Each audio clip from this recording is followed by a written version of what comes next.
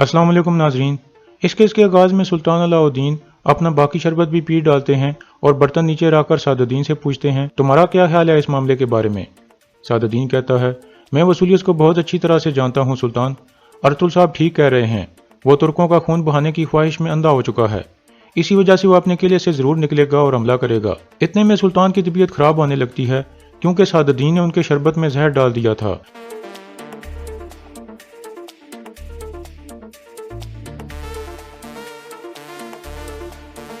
इस तरह सुल्तान गिरकर बेहोश हो जाते हैं। सादुद्दीन कहता है, इनको जहर दिया गया है, फौरन हकीमों को बुलाओ। ये सुनकर सुल्तान का आदमी बाहर निकल जाता है। अर्तुल कहता है, इस बात का क्या मतलब है अमीर सादुद्दीन। सादुद्दीन कहता है, इस सवाल का जवाब तुम दोगे, मैं नहीं। क्या हो रहा है यहाँ। अर्तुल कहता है, मैं जानता हूँ कि आप घबराए हुए हैं, लेकिन अपने अल्फाज पर गौर करो अमीर सादुद्दीन। सादुद्दीन कहता है, मुआफ़िज़, अर्तुल से तलवार ले लो, जल्दी करो। ये सुनकर सुल्तान का आदमी अपनी तलवार निकालकर अर्तुल के सामने खड़ा हो जाता है। फिर सादुद्दीन कहता है, इसको गिरफ्तार कर लो और अर्तुल तुम अपनी तलवार मुआफ़िज़ के हवाले कर दो। इतने में सुल्तान का खास आदमी हकीमों को लेकर वहां पहुंच जाता है।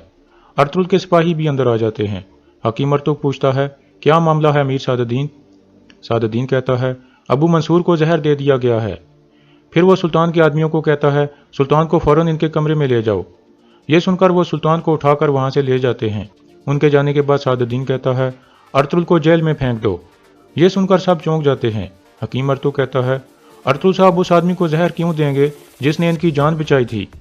सादुद्दीन कहता है, काय कबीले के सिपाहियों को वापस अपने कबीले जाना होगा।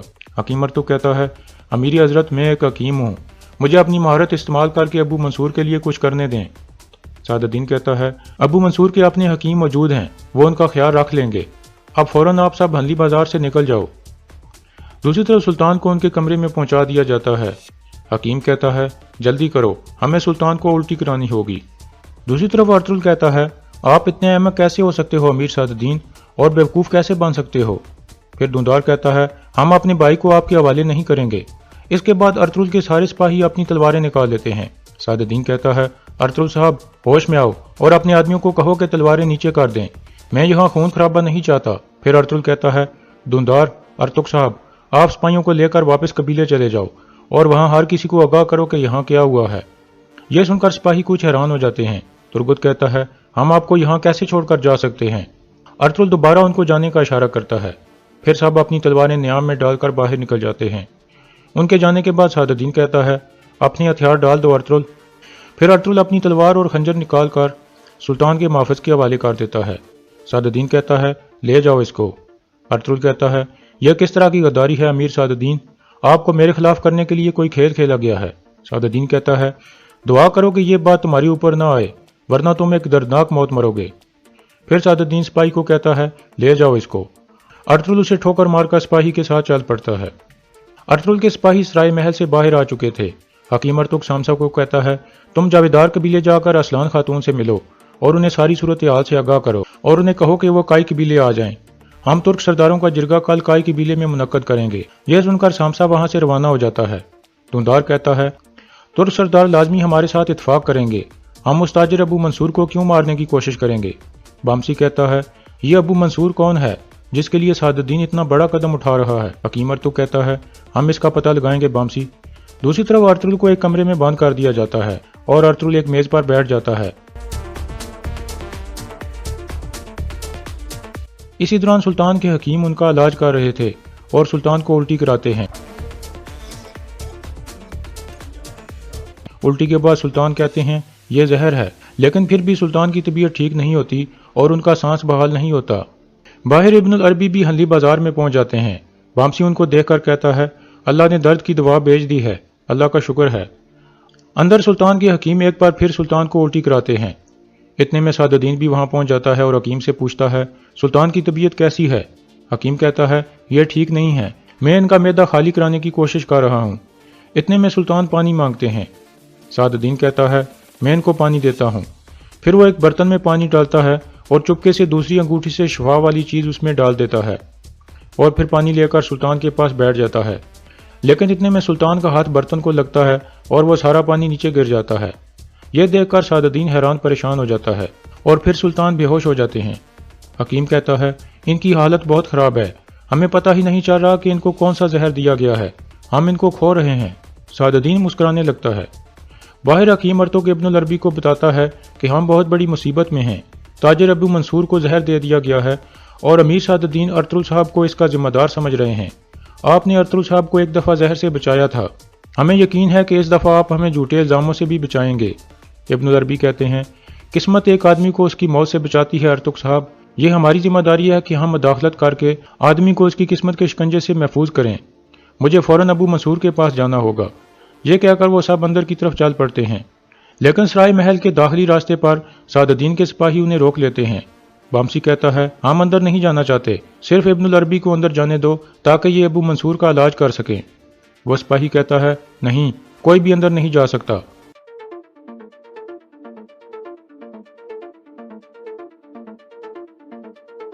ترکت کہتا ہے، یا تو ابن العربی اندر جائیں گے یا پھر ہم میں سے کوئی بھی سلامت نہیں رہے گا۔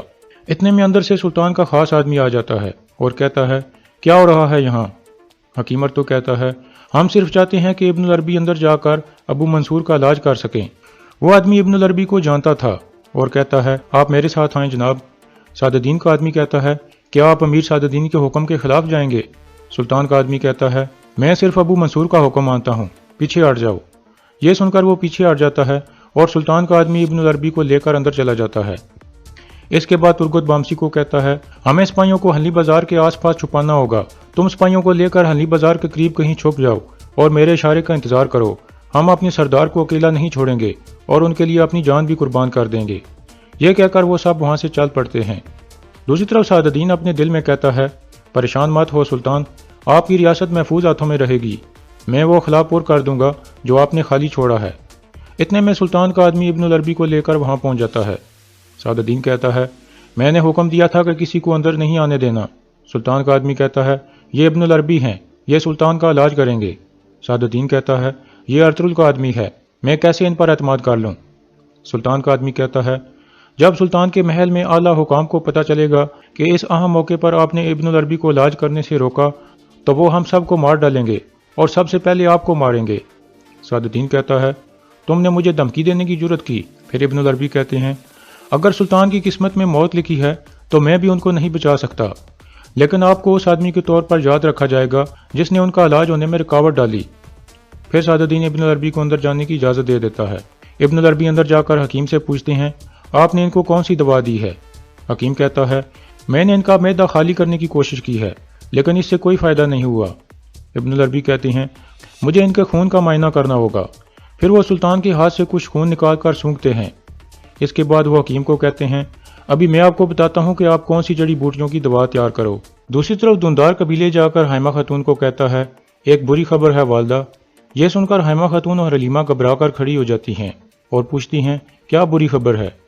حکیم ارطغرل کہتا ہے، ابو منصور کو زہر دے دیا گیا ہے اور امیر سعد الدین نے اس کا ذمہ دار ارطغرل بھائی کو ٹھہرا دیا ہے اور ان کو گرفتار کر کے ہمیں قبیلے واپس بھیج دیا ہے۔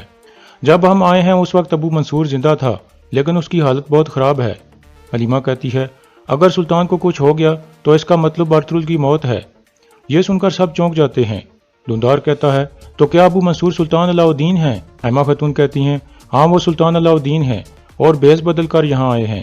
ترگت کہتا ہے، اب مجھے سب کچھ سمجھ آ گیا ہے۔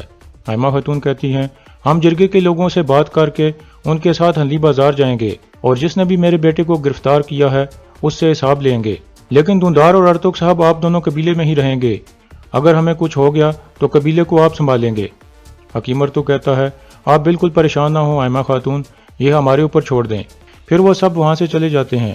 حلیمہ اور حائمہ خاتون شدید پریشان ہو جاتی ہیں۔ دوسری طرف ہنلی بازار میں ابن العربی ایک دوا تیار کر رہے تھے۔ اس کے بعد وہ اٹھ کر کچھ دوا سلطان کے ناک پر لگا دیتے ہیں اور پھر کھڑے ہو کر کہتے ہیں، کیا آپ صاحب باہر جا سکتے ہیں؟ سعد الدین اعتراض کرتا ہے لیکن سلطان کا آدمی کہتا ہے، ہمیں ویسا ہی کرنا ہوگا جیسے ابن العربی کہہ رہے ہیں۔ پھر سعد الدین اور باقی صاحب باہر چلے جاتے ہیں۔ ان کے جانے کے بعد ابن العربی ایک دفعہ سلطان کے اوپر اپنا ہاتھ رکھتے ہیں اور پھر اٹھ کر ایک طرف بیٹھ جاتے ہیں۔ بیٹھنے کے بعد وہ اپنی آنکھیں بند کر لیتے ہیں۔ ان کے دماغ میں ایک منظر آ جاتا ہے، سلطان کچھ جڑی بوٹیاں اٹھا رہے ہوتے ہیں۔ ابن العربی کہتے ہیں، ساری شفا والی جڑی بوٹیاں اکٹھی کر لیں سلطان۔ سلطان کہتے ہیں، میں بہت تکلیف میں ہوں، اب میں مزید برداشت نہیں کر سکتا۔ ابن العربی کہتے ہیں، تھوڑا صبر کریں، जल्द ही अल्लाह का फैसला सामने आ जाएगा। इतने में सुल्तान गिरकर बेहोश हो जाते हैं और इब्नुल अरबी बैठकर उनके सीने पर हाथ रख देते हैं और या हय्यो या कय्यूम का विर्द करने लगते हैं। इतने में रात का वक्त हो जाता है। असलहान काई कबीले में पहुंच जाती है और पूछती है, ये सब क्या हुआ है? आमा खातून कहती हैं, यह एक इम्तिहान है बेटा। असलहान कहती है, उन्होंने अर्तुल साहब को क्यों गिरफ्तार किया? अर्तुल साहब कैसे उस ताजिर को जहर दे सकते हैं? हलीमा कहती है, अबू मंसूर ताजिर नहीं है असलान खातून, वो सुल्तान अलाउद्दीन है। ये सुनकर असलान चौंक जाती है और कहती है, यह मामला तो मेरी सोच से भी ज्यादा खराब निकला। दूसरी तरफ कारा जैसर में वसूलियत से कैटरीना के पास जाकर कहता है, मेरे पास तुम्हारे लिए एक अच्छी खबर है। यह मौका मुझे तुम्हारी वजह से मिला है। कल वो सब मारे जाएंगे। यह सुनकर चोलपन खुश हो जाती है और वसूलियत वहां से चला जाता है। दूसरी तरफ सादुद्दीन कैद खाने में अर्तुल के पास पहुंच जाता है और कहता है, तुम्हारे लिए यही शर्म काफी है कि तुम्हारे सराय महल में सुल्तान को जहर दिया गया। तुम्हें मारकर मुझे क्या फायदा होगा? दुआ करो कि इब्नुल अरबी सुल्तान को बचा ले जैसे उसने तुम्हें बचाया था। यह सुनकर अर्तुल कुछ मुतमईन हो जाता है और कहता है, इंशाल्लाह वो बचा लेंगे उन्हें। फिर अर्तुल कहता है, मैं आपकी आंखों में नफरत देख सकता हूँ अमीर सादुद्दीन। आप अच्छी तरह से जानते हो कि मैंने सुल्तान को जहर नहीं दिया। जब सुल्तान ने मुझे हाकिम आला बनाया तो आपके चेहरे पर नफरत साफ नजर आ रही थी। सादुद्दीन कहता है, एक हाकिम आला एक सल्जूक रियासत के वजीर को क्या नुकसान पहुंचा सकता है? लेकिन मसला यह है कि तुमने असलहान के दिमाग में जहर भर दिया है। उसने मेरी बीवी बनने से इनकार कर दिया है और यह तुम्हारी वजह से हुआ है। वो कह रही है कि मैं अलियार बाई की नुमाइंदगी करूंगी और अपनी जिंदगी कबीले के लिए वक्फ कर दूंगी, और वो कह रही है कि मैं अर्तुल के साथ चलूंगी और अर्तुल मेरे कबीले की हिफाजत करेगा। तुमने मुझसे वो औरत छीन ली है जिससे मैं प्यार करता था। मैं उस दिन पर लानत भेजता हूँ जिस दिन तुम इन जमीनों पर आए थे अर्तुल। अर्तुल कहता है, अमीर सादुद्दीन, अगर उसने आपसे प्यार भी किया होता तो वो अपना कबीला फिर भी ना छोड़ती। वो बहादुर औरत अपने कबीले के लिए जान देने से भी ना हिचकिचाती। अगर आपने वाकई उससे प्यार किया है तो आपको उस पर फख्र करना चाहिए और उसके फैसले को सराहना चाहिए। आप सिर्फ जिद पर हो क्योंकि उसने आपको ठुकरा कर आपके गुरूर को नुकसान पहुंचाया है। यही हकीकत है। सादुद्दीन कुछ सोचने के बाद कहता है, क्या तुम समझते हो कि मैं ये नहीं जानता कि वो कभी तुमसे प्यार करती थी?